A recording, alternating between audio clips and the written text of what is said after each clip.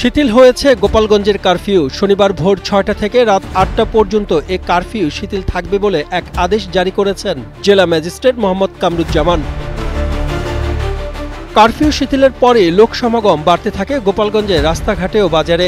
এ সময় নিত্য প্রয়োজনীয় জিনিসপত্র কিনতে বাজার ও দোকানগুলোতে ভিড় বাড়তে থাকে সাধারণ মানুষদের। তবে বুধবারের ঘটনার পর পুরো জেলায় মানুষের মধ্যে এক ধরনের আতঙ্ক সৃষ্টি হয়েছে। বিশেষ করে বাড়ির বাইরে বের হলে গ্রেপ্তারের ভয় কাজ করছে স্থানীয়দের মাঝে। এনসিপি সমাবেশে হামলা ও পুলিশ এবং আইন শৃঙ্খলা রক্ষাকারী বাহিনীর উপর হামলাকারীদের খুঁজে বের করতে জোর অভিযান চালানো হচ্ছে। ছবি ও ভিডিও ফুটেজ দেখে দায়ীদের গ্রেপ্তারের চেষ্টা করছে আইন শৃঙ্খলা বাহিনী। শেষ খবর পাওয়া পর্যন্ত এনসিপির ওপর হামলার ঘটনায় অন্তত ২৫ জনকে গ্রেপ্তার করেছে পুলিশ।